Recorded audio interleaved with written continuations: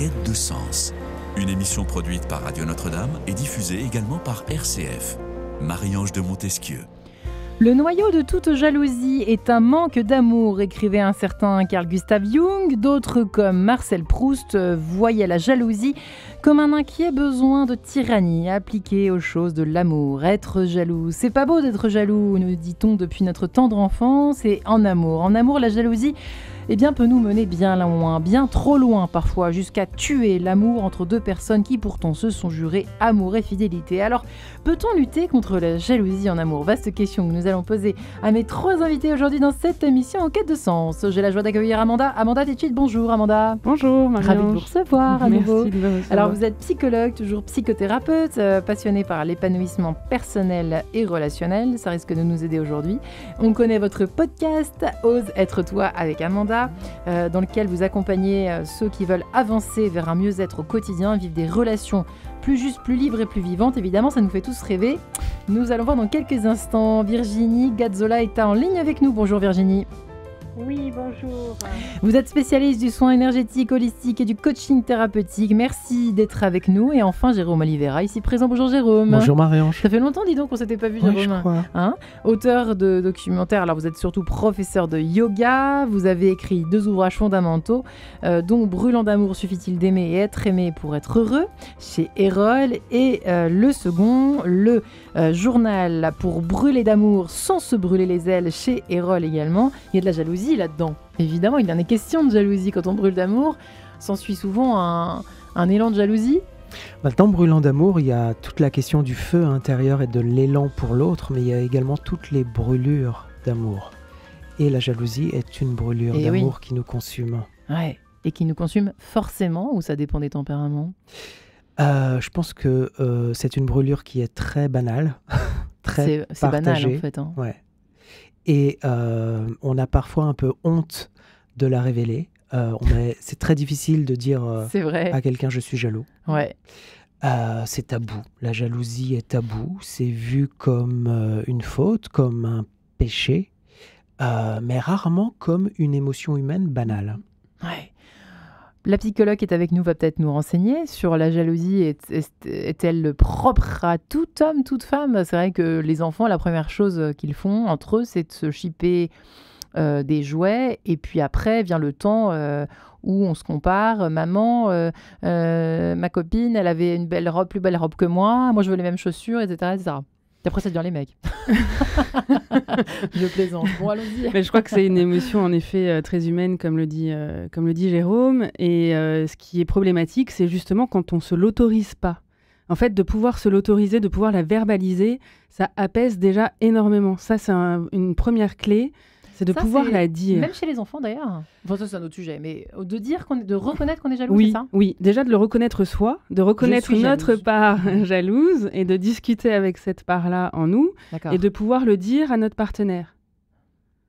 C'est important de... C'est vrai, je crois que c'est vraiment important de le nommer. Pourquoi c'est une honte d'être jaloux ou jalouse ? Je crois que d'abord, ça fait partie des péchés capitaux. Ouais.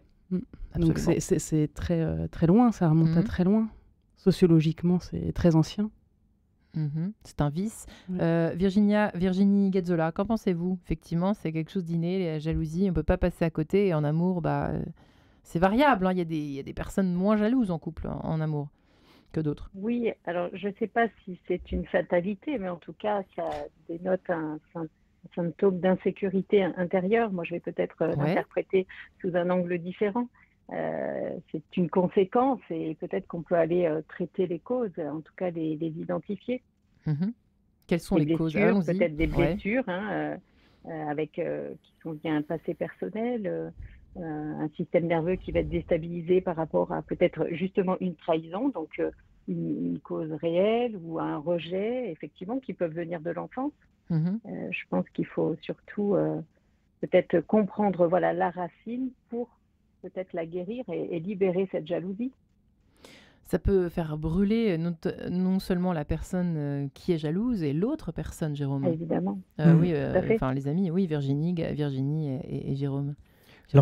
Lorsqu'on est victime de jalousie ? Les deux, c'est ce que je dis, les deux en fait. C'est ça qui est terrible, c'est que ça fait souffrir tout le monde. Ouais. Et je pense que effectivement, il faut analyser la cause qui est personnelle, individuelle, liée à sa propre histoire, également l'élément déclencheur qui va faire qu'on est jaloux, pouvoir en discuter. Mais je pense qu'il y a aussi une racine commune qui porte toute forme de jalousie. Et cette racine commune, c'est le fait que nous sommes des êtres de territoire. L'être humain est un être de territoire. Et ça, c'est très important par rapport à sa survie, historiquement. Les neurosciences, au niveau de l'évolution, ont mis en exergue le fait, par exemple, le fait d'arriver en studio ici et d'avoir de l'appréhension, d'avoir le trac, le fait de parler en public. Et d'où ça vient, pourquoi il n'y a aucun danger mortel, il y a aucune, on risque rien, à part peut-être évidemment de dire des bêtises et de s'humilier, ce que je risque de faire dans un instant. Et tant mieux. mais en fait, les neurosciences ont déterminé la cause de ça, et je pense qu'il y a un lien avec la jalousie, on y arrive. C'est le fait que ce qu'on va dire peut avoir des conséquences très négatives, à savoir, à l'époque, historiquement, le fait d'être condamné à être au banc de la société. Et le fait d'être rejeté par la société faisait que c'était une condamnation à mort. Au niveau de la jalousie, le fait de se sentir en appartenance, le fait d'appartenir à un couple, le fait d'appartenir à un groupe, c'est aussi un abri psychologique et émotionnel. Et le fait de potentiellement perdre l'autre, c'est pouvoir perdre son abri émotionnel et psychologique. C'est ça qu'il y a derrière la jalousie dans le couple? Je pense que c'est une racine commune. Après, je pense qu'il y a des éléments déclencheurs, des blessures individuelles, personnelles. Il y a aussi la jalousie telle qu'elle a été dans l'éducation, c'est-à-dire nos parents. Le fait, par exemple, qu'un des deux parents ait eu des relations d'infidélité, ait trompé l'autre, va avoir des conséquences sur les enfants. Par exemple, soit reproduire le modèle. Pareil, c'est les neurosciences qui ont établi statistiquement un rapport de cause à effet. Mais ça va être également le désir de posséder, le désir de contrôler, le besoin d'être assuré qui va être déclenché. Et donc l'envie effectivement de se rassurer. Quand on pense effectivement dès l'enfance j'en ai une à la maison, donc c'est facile de comparer, mais c'est fou à quel point tout est lié, quoi. Une jalousie, un traumatisme d'enfance ou une blessure affective, plus exactement, peut donner lieu à une grande jalousie. Mais moi, c'est pour ça que je me posais la question, est-ce naturel? Et c'est une histoire de tempérament, d'histoire, de famille. Et alors, quand c'est naturel, est-ce qu'on peut lutter contre, en fait? C'est quand même le sujet du jour, les amis. Amanda, très sincèrement, voire faire une thérapie, se faire accompagner, ça peut peut-être en tout cas soulager, conscientiser, vous l'avez dit tout à l'heure, c'est un bon début. Mais on ne peut pas éradiquer. En fait, on est d'accord, on a un tempérament jaloux. Non, c'est pas éradiquer parce qu'il y a une phrase qui dit « ce qui résiste persiste ». Et lutter contre, ça veut dire se mettre en guerre envers une part de soi. Donc c'est plutôt composer avec. D'accord. C'est ça que je vous disais tout à l'heure en proposant de nommer les choses. Parce que alors on n'est plus dans la lutte, on n'est plus dans le combat, on est dans l'acceptation. Virginie ? Oui, en fait, derrière la jalousie, il y a souvent une partie de soi qui demande à être rassurée et reconnue. Donc, c'est ce qu'on va devoir identifier aussi et venir travailler pour que la personne arrive à lâcher prise avec cet état de jalousie et qu'elle puisse retrouver confiance, qu'elle puisse, je l'ai dit tout à l'heure, peut-être avoir un système nerveux qui va être plus... qui va retrouver de la sérénité et de l'apaisement et être moins en hypervigilance par rapport à l'autre, à ses faits et gestes, à ses paroles, à son évolution aussi par rapport aux autres personnes dans la société. Donc je pense qu'on peut tout à fait traiter et libérer toutes ces parts qui ont pour conséquence la jalousie. On peut être deux jaloux, ou c'est rare, un couple de deux jaloux. Ça peut être un cercle vicieux, c'est-à-dire qu'en plus après il peut y avoir quelque chose d'assez toxique, c'est comme tu me fais ça, je pose pas des limites claires, et donc en face, en miroir, je vais faire les mêmes choses que toi, et en fait c'est interminable. C'est interminable. Voilà. Parce qu'on est méfiant, on rentre dans la méfiance, quoi. C'est ça, en fait la jalousie c'est le début, c'est un petit peu une sorte de méfiance aussi, de se méfier, de ne pas faire confiance à l'autre. Finalement. Oui, c'est l'hyper-analyse de tous ses faits et gestes, ses paroles. Oui, Virginie, allez-y. Son comportement, c'est beaucoup de choses. Et effectivement, c'est invivable au quotidien pour avoir patientes, c'est souvent des femmes, en tout cas, pour ma part. C'est invivable, ça puise leur énergie et elles sont complètement déstabilisées au quotidien dans tout ce qu'elles font finalement. Ouais. Jérôme, je vous disais, est-ce que c'est quand les deux sont jaloux, effectivement, ça n'en finit pas, et ça devient, c'est la méfiance, quoi. La confiance, c'est quand même le lit de l'amour. On est d'accord? Oui, la confiance se construit, et je pense que la jalousie n'a pas de genre. Et effectivement, deux personnes peuvent se retrouver jalouses. Ce qu'il y a d'intéressant, c'est effectivement les conséquences que ça va avoir l'un sur l'autre. C'est-à-dire une personne jalouse, ce que ça va provoquer, c'est un état d'hypervigilance où on va sombrer d'une certaine façon dans une obsession du détail, où le détail devient paranoïaque et où il va avoir un élargissement du doute. On va se mettre à douter de tout. À savoir, par exemple, on arrive dans la chambre et on voit son conjoint ou sa conjointe sur son téléphone et qui retourne son téléphone. Peut-être que la personne veut juste ne pas être dérangée ou être concentrée. Peut-être qu'elle vient juste de mettre son portable sur mode avion. Mais on va interpréter cela comme un signe. Et on va se mettre en quête de quelque chose. Et l'être humain étant rarement parfait, en quête de quelque chose, ou en quête de sens de ce qu'on vient de voir, cherchant à interpréter chaque signe, eh bien on va forcément trouver quelque chose. Quelque chose qui va allumer encore plus ce feu et cette obsession paranoïaque du détail. Et on va jouer les détectives. On va y trouver une logique en plus. On va y trouver une logique. On va y trouver une logique, une cohérence qui est forcément contre soi. Intéressant. Vous confirmez ou pas? Oui, tout à fait. Et ce qui est dramatique, c'est qu'en plus, on provoque souvent ce qu'on veut à tout prix éviter. Donc, à force d'avoir des comportements comme ça, de surveillance, de contrôle, en fait, on pousse l'autre presque à la faute. Ça lui donne, parce que l'autre est enfermé dans cette logique-là, et ça redonne du sens que d'aller à l'endroit où on le pousse à aller, en fait, involontairement. Sauf que ça peut être aussi plaisant dans un premier temps. Alors, pas jusqu'à un certain point. En tout cas, ça peut être flatteur d'être un peu l'objet de l'amour un peu jaloux. Oh là là, ma petite chose préférée. Il y a quelque chose de rassurant. Si c'est mesuré, si c'est dosé, il y a quelque chose de rassurant. C'est quand on est jaloux, c'est quand il y a un enjeu, quand on est dans le lien, quand... on tient à l'autre, ça vient marquer l'attachement aussi. Oui, alors, comment savoir? En général, c'est crescendo. Si la jalousie est exprimée sous la forme de l'humour et de la légèreté, ça devient presque un acte d'amour. Ah, c'est un bon remède, ça? C'est un bon remède si on le ressent. Essayez l'humour. Oui, si on peut. En revanche, si on est colonisé par la jalousie... Il faut les suraccompagner, là. Il faut aller voir notre amie Amanda ou Jérôme ou je sais pas qui. Là, c'est très difficile. Ou Virginie Gazzola. C'est hyper dur à vivre, effectivement. Mais il y a des cas, mais il y a différents niveaux de jalousie. En fait, il y a la petite jalousie charmante aussi, non? On n'en a pas trop parlé. Il y a la jalousie toxique aussi. Oui. En l'occurrence, un couple où le mari est très jaloux, extrêmement jaloux, et en face, sa femme, du coup, a perdu toute confiance en elle, puisqu'elle n'a effectivement rien à se reprocher, et elle doit composer, attention à ce qu'elle dit, attention à ce qu'elle fait, et elle est en souffrance par rapport à ça.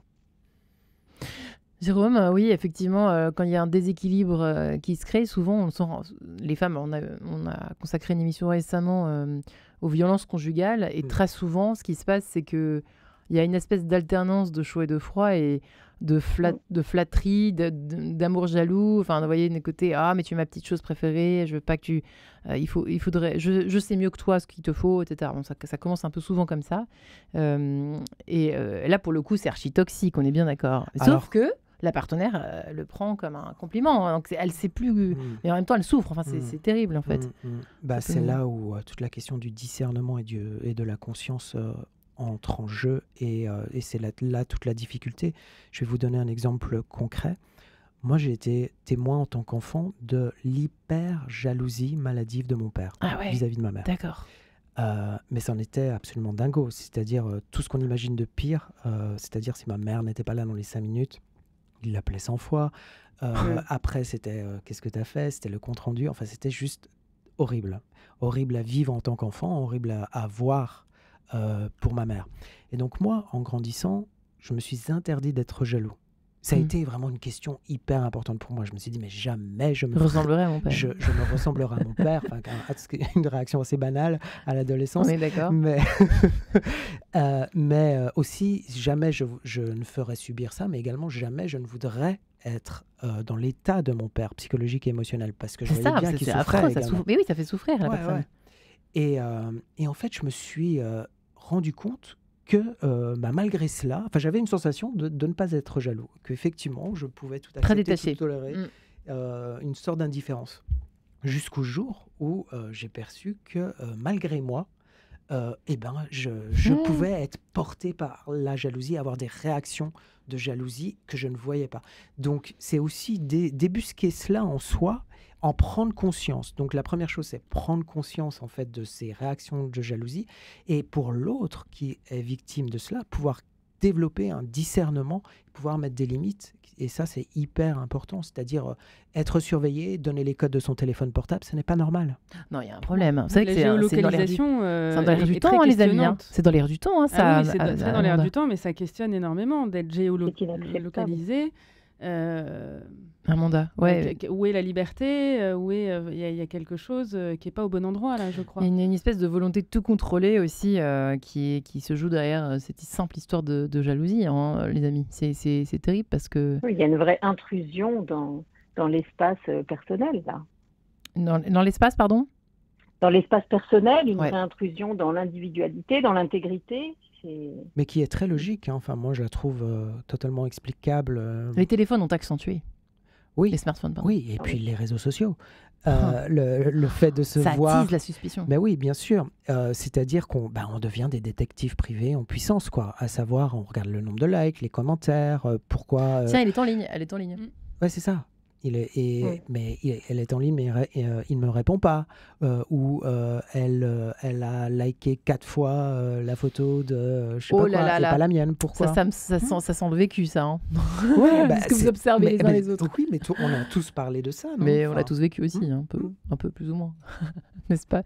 Mais écoutez, je vous propose de nous retrouver dans quelques instants, juste après un hommage à l'amour, version Camille, que je t'aime sur RCF Radio.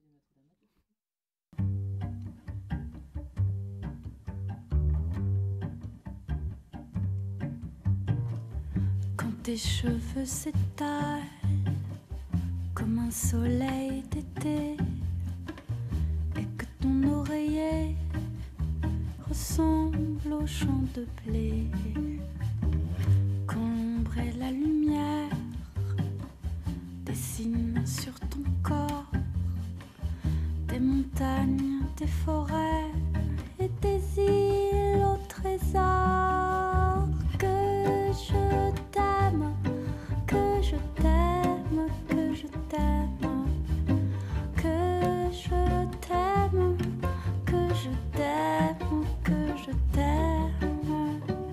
Quand ta bouche se fait douce, quand ton corps se fait dur, quand le ciel dans tes yeux d'un seul coup n'est plus pur, quand tes mains voudraient bien, quand tes doigts n'osent pas, quand ta pudeur dit non d'une toute petite voix. Que je t'aime, que je t'aime, que je t'aime, que je t'aime, que je t'aime, que je t'aime.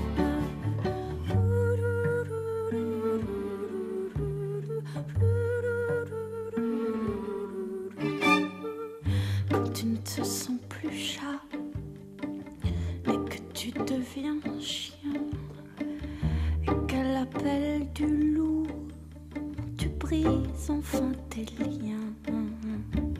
Quand ton premier soupir se finit dans un cri, quand c'est moi qui dis non, quand quand c'est toi qui dis oui, que je t'aime, que je t'aime, que je t'aime, que je t'aime, que je t'aime, que je t'aime, comme mon corps sur ton corps, lourd comme un cheval mort, ne sait pas, ne sait plus s'il existe encore. Quand on m'a fait l'amour, comme d'autres font la guerre, quand c'est moi le soldat qui meurt et qui la perd, que je t'aime, que je t'aime, que je t'aime, que je t'aime, que je t'aime, que je t'aime, que je t'aime, que je t'aime, que je t'aime, que je t'aime, que je t'aime, que je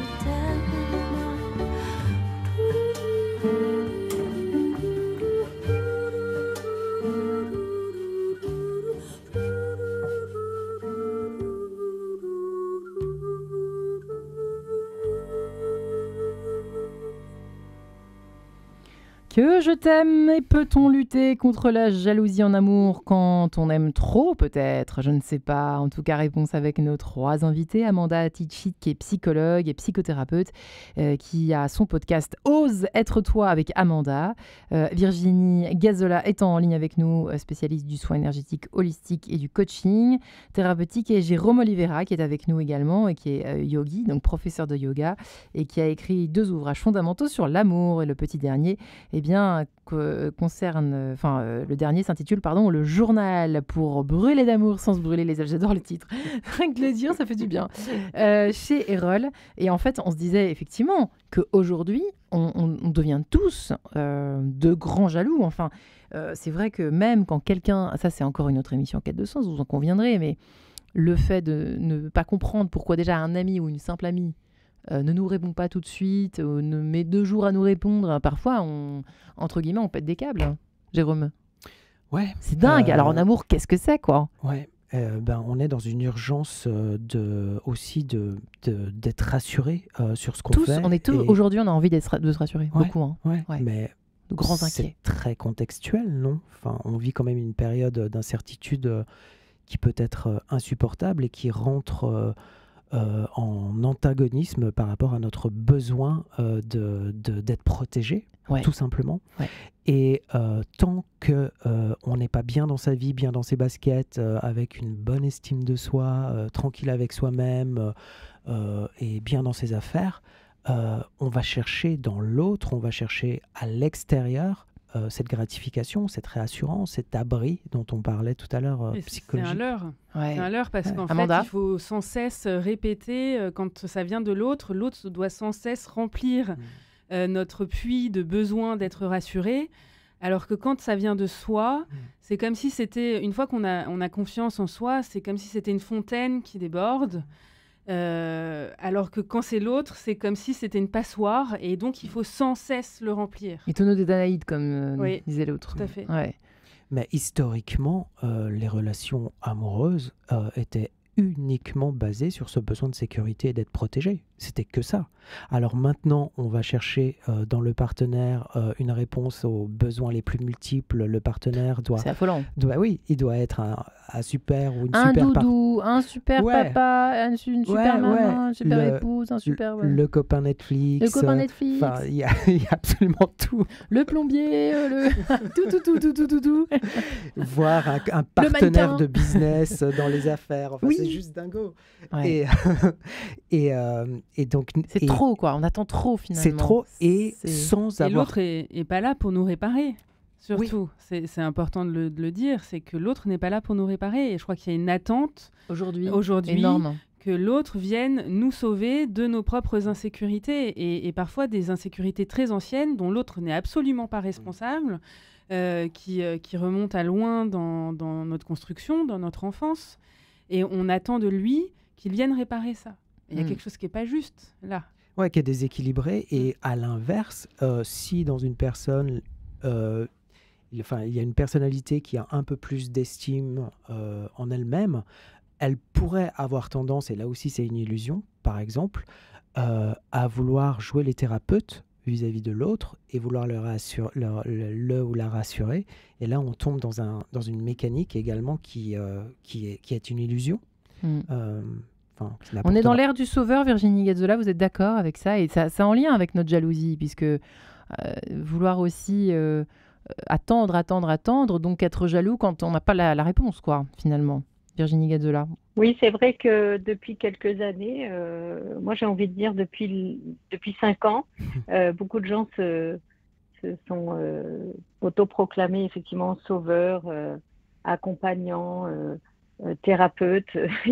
Ça fleurit de partout, mais ils n'ont pas forcément toujours les connaissances, en tout cas, pour venir en aide.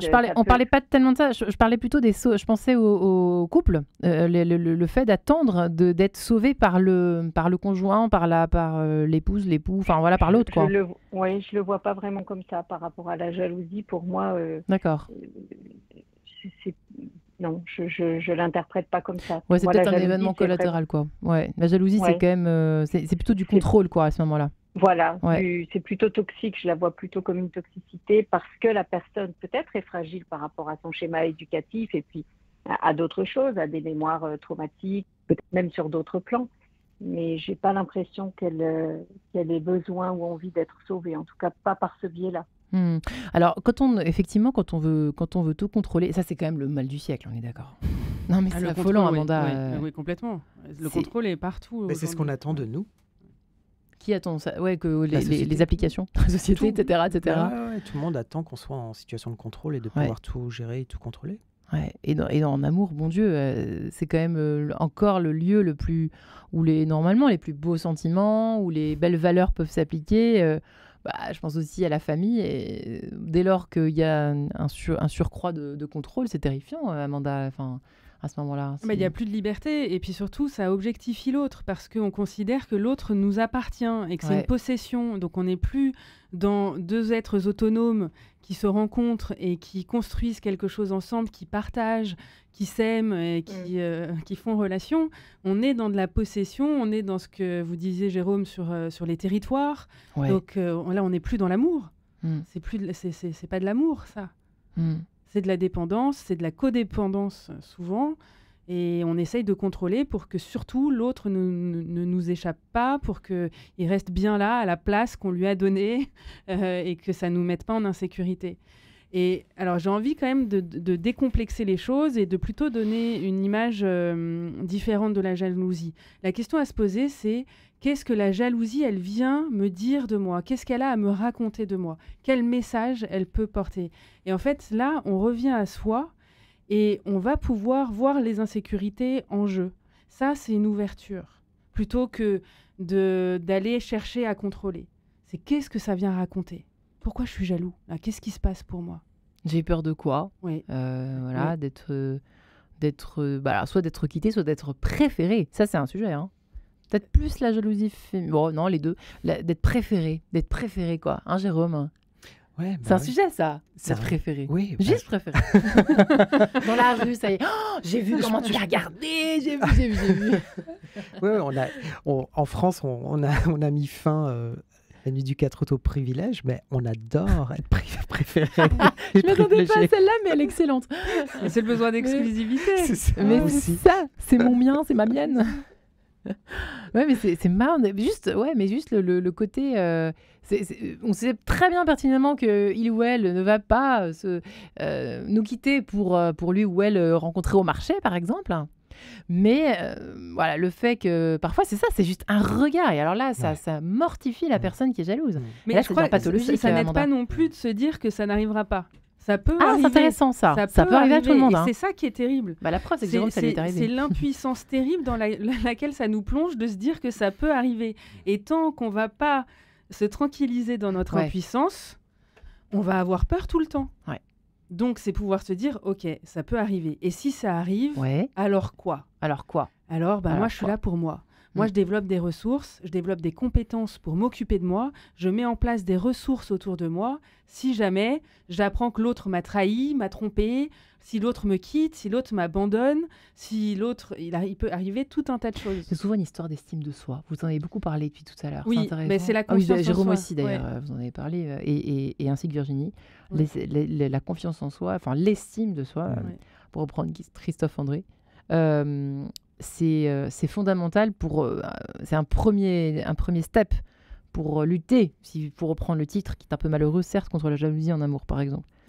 C'est un premier pas d'avoir confiance en soi, mais la confiance en soi, souvent, alors c'est beaucoup galvaudé dernièrement, je crois que la confiance en soi, c'est avoir confiance, comme je vous le disais là, en la capacité de survivre aux malheurs qui nous arrivent. C'est de la résilience, en fait. C'est d'avoir les ressources pour traverser les grandes douleurs qui vont nous arriver dans la vie.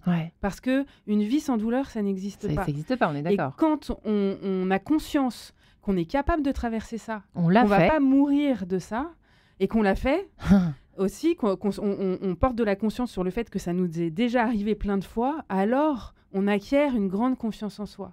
Et ça nous permet vraiment de se tranquilliser, de se détendre, de respirer et de laisser l'autre aller vivre ce qu'il a à vivre et de s'autoriser à vivre ce que nous on a à vivre aussi. Bah oui, mais c'est important de le dire. Mais c'est vrai que ce vendredi, soyons cool, allez, profitons de ce moment pour se poser la question, les amis.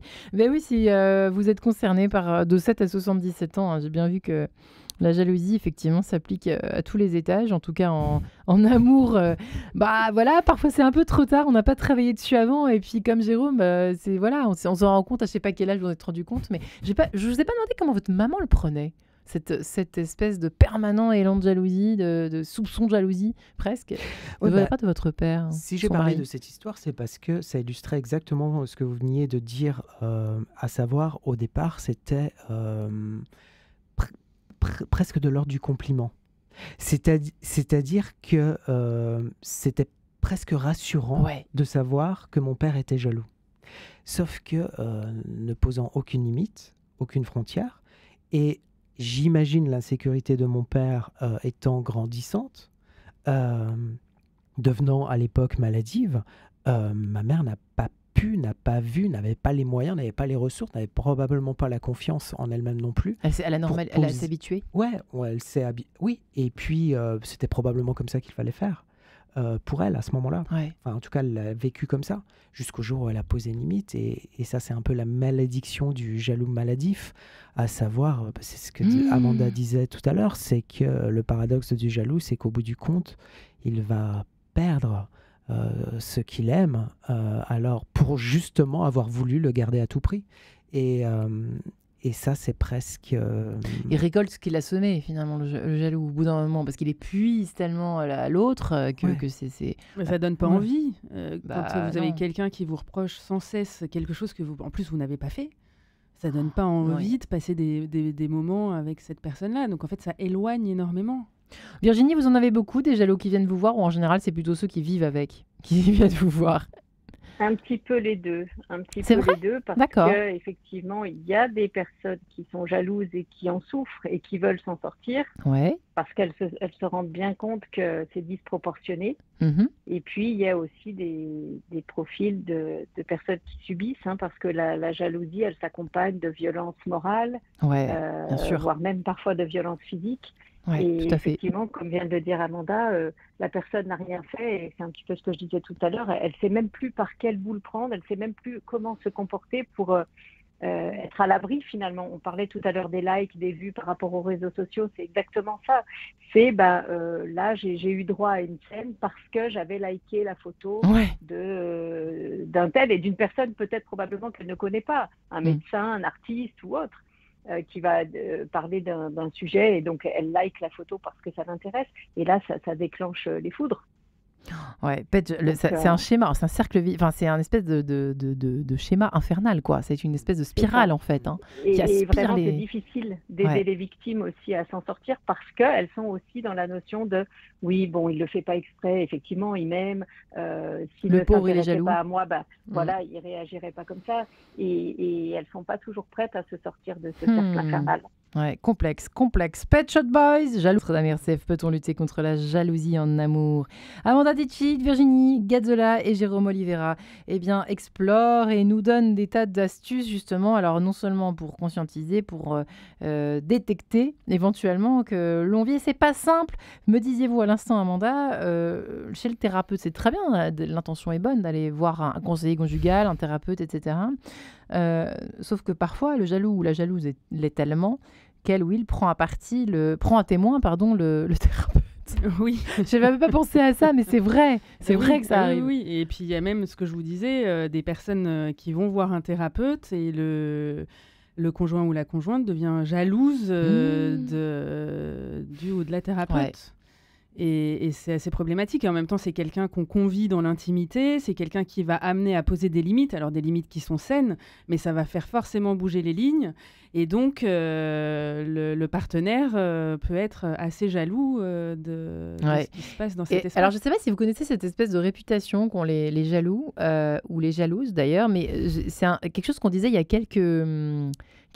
Je ne sais pas si c'est vrai, que très souvent, les jaloux sont des personnes soi-disant qui ont peur d'être quittés, mais en fait, c'est parce qu'ils ont peur de quitter eux-mêmes. J'avais entendu ça un jour, je ne sais pas si c'est vrai. Vous voyez ce que je veux dire, Jérôme? En fait, dans leur inconscient, c'est des personnes soi-disant qui... Ça vous parle, Amanda, ça a l'air de vous parler en tout cas. Oui, c'est curieux cette espèce on a peur de soit quitter, soit tromper l'autre, de ne pas... Alors, il y a ce qu'on appelle le trouble obsessionnel du couple, par exemple. Ouais. Où on a peur sans cesse de partir, de ne pas aimer suffisamment ou de ne pas être avec la bonne personne. C'est ça? Oui.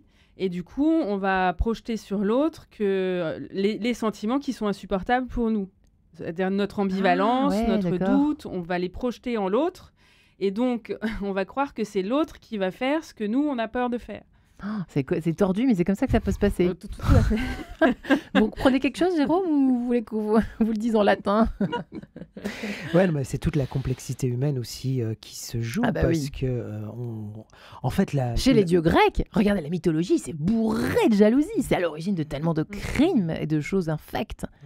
C'est dingue. Enfin, pardon, je vous laisse parler. Non, mais c'est absolument fascinant parce que ça nous renvoie aussi au constat que on ne se connaît pas. C'est-à-dire, on ne sait pas ce qu'on aime, comment on fonctionne, quelle est la mécanique intérieure. Et donc, du coup, comment connaître l'autre quand déjà on ne parvient pas à se connaître soi-même. Et je pense que c'est à l'origine de beaucoup de conflits, de beaucoup de sentiments, de beaucoup aussi de faux désirs, de fausses croyances sur soi et sur l'autre, qui sont projetés et qui aboutissent en fait à des relations infernales. Ouais. Virginie Gazzola, effectivement, est-ce que ça vous est déjà arrivé d'être prêt à témoin Enfin, en tout cas, ça se manifeste partout, quoi. C'est compliqué quand même de sortir de cette spirale. On sent que c'est quand même très profond, hein. Ça touche à des choses extrêmement profondes, cette affaire de jalousie. Tout à fait. Néanmoins, je pense que ça peut aussi être un levier de croissance quand on l'accueille plutôt que de la rejeter. D'accord. Ça devient une porte d'accès justement à nos parts de vulnérabilité. Mais bon, ça encore, faut-il le conscientiser et l'accueillir et l'accepter. Et je me pose aussi la question, mais même si j'ai un peu la réponse, la frontière est très mince aussi entre des profils de jaloux, de jaloux qui sont proches on parle souvent du pervers narcissique, mais il y a un peu de ça dans les deux, parce que je pense à un profil où la personne, il y a quasiment plus de frontières entre la jalousie et le fait de devenir persécutant envers les personnes qui sont les victimes. Ouais. C'est une sorte de... Quand c'est poussé à l'extrême, en effet. Ouais. Qu'est-ce que vous en pensez, Amanda ? C'est dévastateur. Et face à ça, en fait, c'est important de poser des limites. Les limites, elles sont structurantes. En fait, le jaloux est très angoissé. D'accord. Et donc, quand on répond sans cesse, quand on se justifie sans cesse en face, on va nourrir l'angoisse. L'angoisse, elle est gourmande. Plus on la nourrit et plus elle grossit. Je retiens. Et donc, quand on pose des limites qui sont saines et on dit non, je ne veux plus rentrer dans ce jeu-là, je ne veux plus me justifier, je ne veux pas te dire, je veux plus là, ces discussions interminables, c'est stop, et de parfois être accompagné pour pouvoir dire stop. En fait, il y a quelque chose de très rassurant pour l'autre, pour la personne jalouse. Parce que le message implicite, très, très, très bizarrement, vous allez peut-être trouver ça tordu à nouveau, mais quand on se justifie, l'autre, ce qu'il entend, le message inconscient qu'il entend, c'est si elle ou il a tant besoin de se justifier, c'est qu'elle ment. C'est bien qu'il y a une bonne raison. C'est bien qu'il ou elle a tort ou qu'il ou elle est fautif ou fautive. Ouais. Donc quand on dit stop, il y a quelque chose qui rassure, qui structure et qui peut permettre d'assainir l'espace entre nous, entre l'autre et moi, pour pouvoir construire autre chose, pour pouvoir partager autre chose et ne plus laisser l'espace du couple être envahi par tous ces mouvements de jalousie, de reproches, de... Qu'est-ce qu'on fait avec les téléphones? Qu'est-ce qu'il faut faire? Est-ce que, vous voyez, le fait de... D'abord, on ne regarde pas dans le téléphone de l'autre. Ouais, je pense qu'il y a des sens interdits. Voilà. La télésurveillance dans le couple, c'est interdit. Avoir accès au code de l'autre pour pouvoir accéder à ses messages ou à je sais pas quoi, c'est interdit. Je pense vraiment, enfin quand je dis que c'est interdit, c'est que... Respectons la vie privée. Oui, on peut être tout à fait transparent, être tranquille, mais l'un des signes de la transparence, c'est sûrement pas le fait de donner, de remettre à l'autre son code secret de téléphone. Ouais. Le signe de la transparence, c'est par exemple le fait de se dire, dès le départ d'une relation, ou en cours de relation, si on écoute cette émission, ok, au cours de notre vie de couple, je vais être attiré par une ou plusieurs personnes à plein de niveaux. Tout à fait. Ça peut être au T'imagines niveau... la violence pour le jaloux qui... Ouais, mais au moins... on arrête de se mentir, on se dit les choses. Le désir est libre. Le désir, il est libre, il est gratuit et ça n'engage à rien. Exactement. Il nous tombe dessus. Parce que l'inverse, ça s'appelle le totalitarisme. À partir du moment ou le déni. Ou le déni, mais en tout cas, quand on veut imposer à l'autre quoi penser ou comment... c'est ça. C'est pas possible. Ça s'appelle le totalitarisme. Ouais. Donc, le fait d'être transparent et de dire je vais être probablement attiré par une personne, enfin je dis n'importe quoi, ma collègue de travail à un niveau intellectuel, le voisin ou la voisine au niveau spirituel, enfin des choses qui peuvent être très différentes, mais simplement de l'ordre de l'attirance multiple et qui est en réalité ultra réaliste, c'est encore une fois normal au cours d'une vie. D'avoir des niveaux d'attirance différents. Ça peut être aussi au niveau physique et sexuel, ça peut être amical, ça peut être... Enfin, il y a de multiples attirances que l'on peut avoir au niveau artistique, enfin bon, bref, peu importe. Ça prouve qu'on est vivant. Ça prouve qu'on est vivant et ça prouve qu'on est en lien et ça prouve qu'on et ça veut pas dire qu'on épanoui. Trompe aussi. Ça veut pas dire qu'on va jusqu'au bout de la alors tromperie. la question est, c'est quoi tromper en fait? Oh là là là là là. Ce sera un prochain titre d'émission. Oh là là là là. Vous nous emmenez loin là. À partir du moment où on est... Est-ce que c'est quand on regarde quelqu'un, voilà, on est fichu. Mais à partir du moment où on est transparent, où on expose cela, où on se dit cela de façon conjointe, où se situe là, on peut décider en fait où se situe la tromperie. Donc ça devient quelque chose de très relatif d'abord, et puis de très personnel vis-à-vis de l'autre. Et puis peut-être qu'on peut trouver un terrain d'entente, c'est-à-dire avoir une sorte de charte dans le couple, mais une charte vivante, c'est-à-dire qu'à un moment donné, ça peut être jusqu'où j'échange des textos avec... Ça, c'est un truc qui est quand même très classique, hein. Ça, on le voit énormément, les amis. Amanda, on voit beaucoup ça. Les échanges de... En fait, et puis on se laisse engouffrer dans une espèce d'échange. Non, je t'ai pas trompé, c'est juste une amie. Mais comme le dit Jérôme, de pouvoir le nommer, souvent, ça permet ça retombe naturellement et donc ça assainit les liens dans les deux sens. C'est-à-dire avec la personne avec qui on échange des messages et avec notre partenaire du couple, pour pas se laisser embarquer. C'est ça. Parce que si on a peur d'en parler... C'est là où on risque d'aller à un endroit où, à l'origine, on n'avait pas vraiment envie d'aller. Ouais. Et je rejoins complètement Jérôme. Il va y avoir des attirances. c'est pas possible de ne pas être attiré, ou alors on est dans un refoulement massif de notre désir. Et vraiment, ça c'est aussi, mais les femmes, par exemple, je vais parler en nom des femmes parce que je suis une femme et que je sais ce que c'est à ce niveau-là. Quand on s'autorise à désirer d'autres choses, ça entretient notre libido, ça entretient notre désir. Si on s'interdit le désir à l'extérieur, comme un couvercle. Oui, à un moment, ça tue la libido. On n'a plus envie, même de son partenaire. Ou bien on va faire n'importe quoi, sinon. Ou alors on peut aller faire n'importe quoi parce qu'il y a un moment où ça explose. C'est comme le disait Jérôme, c'est du totalitarisme et c'est insupportable. Ouais. Ça n'empêche que c'est un super bon tip que vous donnez en fin d'émission. Faire une espèce de charte. Moi, je trouve ça super, hein, les coups de la charte. Surtout aujourd'hui, on sait bien, on n'est pas des robots, quoi. On n'est pas des saints, on n'est pas des robots. Et oui, il y a des tentations beaucoup plus nombreuses. Il y a voilà. Et puis la tentation d'être jaloux et d'être jalousé. Enfin, vous voyez ce que je veux dire. Et c'est vrai que ça complexifie la donne, du coup, amoureuse, si je puis dire. Virginie, vous auriez un conseil on termine petit à petit l'émission. Aujourd'hui, c'est vrai, pour les couples qui, fatalement, c'est vrai, vont être confrontés à cette question un petit peu de la jalousie. Alors, un conseil, je ne sais pas, mais effectivement, de se faire accompagner, parce que parfois, un regard extérieur peut quand même identifier les causes dont on a parlé au début de l'émission et arriver à dégoupiller un peu la pression par rapport à ça. C'est vrai qu'on dit malade d'amour, malade de jalousie. Hein. Les deux s'appliquent. Hein. C'est pas anodin qu'on dise ça quand même. C'est peut-être le seul. On dit pas malade d'orgueil, on dit malade de jalousie, quoi.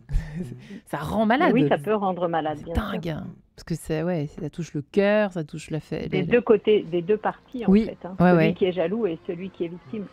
Mais écoutez, merci les amis. Amanda Tchit, merci beaucoup. Ose être toi avec Amanda, c'est votre podcast. Merci d'avoir été avec nous pour répondre à la question. Vous avez l'impression d'avoir répondu à la question? Moi, je crois que oui. Hein. Je pense qu'on a fait le tour. En tout cas, on a cassé le tabou. On a fait le tour. Oui. Exactement.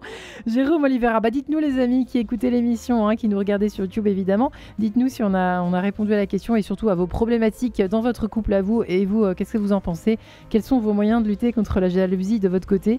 Jérôme Olivera, votre livre, je le rappelle, chez Erol, le dernier en tout cas, le journal pour brûler d'amour sans se brûler les ailes, notamment de jalousie, chez Erol. Et puis le précédent, Brûlant d'amour, suffit-il d'aimer et d'être aimé pour être heureux. Et enfin, Virginie Gazzola, merci infiniment d'avoir été en ligne avec nous, spécialiste du soin énergétique et holistique. Merci les amis, bonne soirée à tous. Merci. Au revoir.